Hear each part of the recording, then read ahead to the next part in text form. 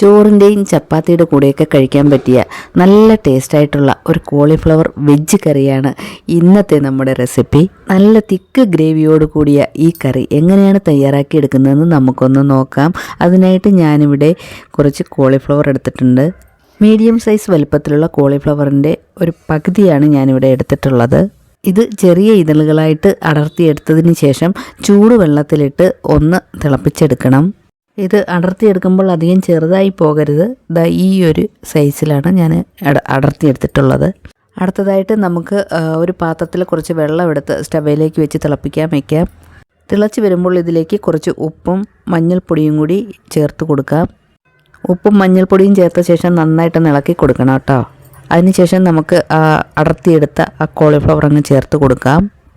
Cauliflower ചേർത്ത് കൊടുത്ത ശേഷം ഒരുപാട് ഇട്ടങ്ങ് വേവിക്കരുത്. ഏകദേശം 1 മിനിറ്റ് സമയം നമുക്കിതൊന്ന് തിളപ്പിച്ചെടുത്താൽ മതിയാകും.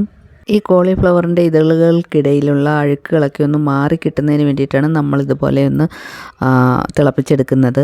1 മിനിറ്റ് സമയത്തിന് ശേഷം ഞാനിതൊന്ന് അരിച്ച് മാറ്റി വയ്ക്കുകയാണ്.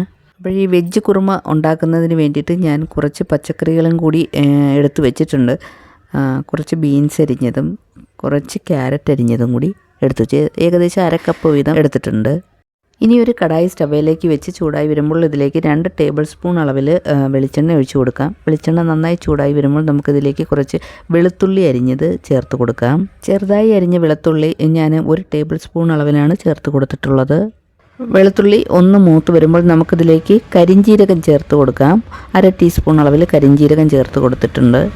അതിനുശേഷം നമുക്കിതിലേക്ക് 1 ഗ്രാമ്പു, 1 ഏലക്ക, 1 ഇഞ്ച് നീളത്തിലെടുത്ത കറിവേപ്പിലയും കൂടി ചേർത്ത് കൊടുക്കാം.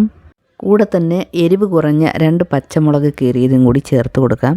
അതിനുശേഷം നല്ലതുപോലെ ഒന്ന് ഇളക്കി ഒന്ന് വഴറ്റിയെടുക്കാം. പച്ചമുളകൊക്കെ ഒന്ന് വഴന്ന് വരുമ്പോൾ നമുക്കിതിലേക്ക് ചെറുതായി അരിഞ്ഞ ഉള്ളി ചേർത്ത് കൊടുക്കാം. ചെറുതായി അരിഞ്ഞ ഉള്ളി 1/2 കപ്പ് അളവിലാണ് ഞാൻ ചേർത്ത് കൊടുക്കുന്നത്. ഞാനിവിടെ സവാള ചെറുതായി അരിഞ്ഞതാണ് ചേർത്ത് കൊടുക്കുന്നത്. കുഞ്ഞുള്ളി ആയാലും നല്ല ടേസ്റ്റാണ്. അവിടെ തീ ഒരുപാട് കൂടിപ്പോകരുത്. മീഡിയം ഫ്ലെയിമിലിട്ട് നമ്മളിതൊന്ന് ഇളക്കി മൂപ്പിച്ചെടുക്കണം. സവാളയുടെ നിറമൊക്കെ മാറി വന്നിട്ടുണ്ട്. ഇനി നമുക്കിതിലേക്ക് കറി പൗഡർ ചേർത്ത് കൊടുക്കാം. 1 ടേബിൾ സ്പൂൺ അളവിൽ മുളക് പൊടി, അതേപോലെ 1 ടേബിൾ സ്പൂൺ അളവിൽ മല്ലിപ്പൊടിയും 1/2 ടീസ്പൂൺ അളവിൽ മഞ്ഞൾപ്പൊടി, 1/4 ടീസ്പൂൺ അളവിൽ കുരുമുളക് പൊടിയും കൂടി ചേർത്ത് കൊടുക്കാം. അതിനുശേഷം ലോ ഫ്ലെയിമിലിട്ട് നമ്മളിതൊന്ന് നന്നായിട്ട് ഇളക്കി മൂപ്പിച്ചെടുക്കണം. ഈ കറിപ്പൊടികൾ ചേർക്കുന്ന സമയത്ത് സ്റ്റവ് ഓഫ് ചെയ്യുകയോ അല്ലെങ്കിൽ ലോ ഫ്ലെയിമിൽ ഇട്ട് കൊടുക്കുകയോ വേണം. കറിപ്പൊടികളുടെ പച്ചമണം മാറുന്നത് വരെ നമ്മളിതൊന്ന് ഇളക്കി വഴറ്റി കൊടുക്കണം. ഈ കറിപ്പൊടികളുടെ പച്ചമണമൊക്കെ മാറി വന്നിട്ടുണ്ട്. നന്നായിട്ട് വഴന്ന് കിട്ടിയിട്ടുണ്ട്. ഇനി നമുക്കിതിലേക്ക് തക്കാളി അരച്ചത് ചേർത്ത് കൊടുക്കാം. ഞാനിവിടെ 2 തക്കാളി മിക്സിയിലൊന്ന് അരച്ചെടുത്ത് ഇതിലേക്ക് അങ്ങ് ചേർത്ത് കൊടുക്കുകയാണ്. ഇനി തീ കുറച്ചുകൂടി കൂട്ടി, അതായത് മീഡിയം ഫ്ലെയിമിലേക്ക് ആക്കിയതിന് ശേഷം ഈ തക്കാളി നല്ലതുപോലെ ഒന്ന് ഇളക്കി ഒന്ന് വേവിച്ചെടുക്കണം. ഇനി ഈ തക്കാളി ഒന്ന് വെന്ത് വരട്ടെ. ഈ സമയം നമുക്ക് ഒരു ബൗളിലേക്ക് കുറച്ച് കടലമാവ് ചേർത്ത് കൊടുക്കാം. 1 ടേബിൾ സ്പൂൺ അളവിൽ കടലമാവ് എടുത്തതിന് ശേഷം അതിലേക്ക് കുറച്ച് വെള്ളം ഒഴിച്ച് ഒന്ന് കലക്കിയെടുക്കണം. കട്ടയൊന്നുമില്ലാതെ നല്ല സ്മൂത്തായിട്ട് നമ്മളിത് കലക്കിയെടുക്കുകയാണ്. ഈ കടലമാവ് കലക്കി ഈ കറിയിൽ ചേർത്ത് കഴിഞ്ഞാൽ ഗ്രേവി നല്ല തിക്കായിട്ട് കിട്ടുന്നതാണ്. നമ്മുടെ തക്കാളി ഇവിടെ വെന്ത് വെള്ളമൊക്കെ വറ്റി എണ്ണയൊക്കെ തെളിഞ്ഞ് കിട്ടിയിട്ടുണ്ട്. ഇനി നമുക്കിതിലേക്ക് കലക്കി വെച്ച കടലമാവങ്ങ് ചേർത്ത് കൊടുക്കാം. അതിനുശേഷം ഇത് നന്നായിട്ടൊന്ന് ഇളക്കി യോജിപ്പിച്ച് കൊടുക്കാം. മീഡിയം ഫ്ലെയിമിൽ വെച്ച് കൊടുത്ത ശേഷം നമുക്കിത് 1 മിനിറ്റ് സമയം ഒന്ന് കുക്ക് ചെയ്തെടുക്കാം. എണ്ണയൊക്കെ പുറത്തേക്ക് തെളിഞ്ഞ് വരുന്ന സമയം നമുക്ക് ഇതിലേക്ക് കുറച്ച് തൈര് ചേർത്ത് കൊടുക്കാം. ഞാനിവിടെ 1/4 കപ്പ് അളവിലാണ് തൈര് ചേർത്ത് കൊടുക്കുന്നത്. അധികം പുളിയില്ലാത്ത തൈര് ചേർത്ത് കൊടുക്കാൻ ശ്രദ്ധിക്കണം. അതിനുശേഷം നല്ലതുപോലെ ഒന്ന് ഇളക്കി യോജിപ്പിച്ച് കൊടുക്കാം. തൈര് ചേർത്ത് നല്ലതുപോലെ ഇളക്കി യോജിപ്പിച്ച് കൊടുത്ത ശേഷം നമുക്കിതിലേക്ക് ആവശ്യത്തിനുള്ള വെള്ളം ചേർത്ത് കൊടുക്കാം. ഈ കറിക്ക് ആവശ്യത്തിനുള്ള വെള്ളം ഞാനിതിലേക്ക് ചേർത്ത് കൊടുക്കുകയാണ്. വെള്ളം ഒരുപാട് കൂടി പോകണ്ട. ഞാനിവിടെ വലിയൊരു ഗ്ലാസ്സിന് 1 ഗ്ലാസ് വെള്ളമാണ് ചേർത്ത് കൊടുത്തിട്ടുള്ളത്. വെള്ളം ചേർത്ത് കൊടുത്ത ശേഷം നല്ലതുപോലെ ഒന്ന് ഇളക്കി യോജിപ്പിച്ച് കൊടുക്കാം. അതിനുശേഷം തീ കൂട്ടി വെച്ചിതൊന്ന് തിളപ്പിച്ചെടുക്കണം. തിളച്ചതിന് ശേഷം മീഡിയം ഫ്ലെയിമിലേക്കാക്കി 3 മിനിറ്റ് സമയം നമുക്കിതൊന്ന് കുക്ക് ചെയ്തെടുക്കണം.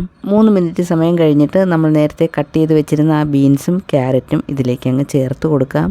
ബീൻസും ക്യാരറ്റും ഒന്ന് വെന്ത് കിട്ടണം. ഒരുപാട് വേവണ്ട, പകുതി ഒന്ന് വെന്ത് വരുമ്പോഴേക്കും നമ്മൾ നേരത്തെ വേവിച്ച് മാറ്റി വെച്ചിരുന്ന ആ കോളിഫ്ലവർ അങ്ങ് ചേർത്ത് കൊടുക്കാം. 2 മിനിറ്റ് സമയം കുക്ക് ചെയ്ത ശേഷം ഇതിലേക്ക് കോളിഫ്ലവർ ചേർത്ത് കൊടുക്കാം. കോളിഫ്ലവർ ഒന്ന് പകുതി വെന്ത് കിട്ടിയതാണ്. എല്ലാം കൂടി നന്നായിട്ടൊന്ന് മിക്സ് ചെയ്ത് കൊടുക്കാം. ഇനി ഈ കറി ഒന്ന് തിളച്ച് വരുമ്പോൾ ഇതിലേക്ക് ആവശ്യത്തിനുള്ള ഉപ്പ് ചേർത്ത് കൊടുക്കാം.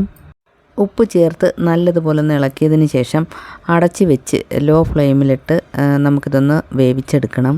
വീഡിയോ കണ്ടുകൊണ്ടിരിക്കുന്ന കൂട്ടുകാർ മറക്കാതെ ഒന്ന് ലൈക്ക് ചെയ്തേക്കണേ. അതുപോലെ ആദ്യമായിട്ട് കാണുന്നവരാരെങ്കിലും ഉണ്ടെങ്കിൽ സബ്സ്ക്രൈബ് ചെയ്തൊന്ന് കൂട്ടാക്കാനും മറന്നു പോകരുത്.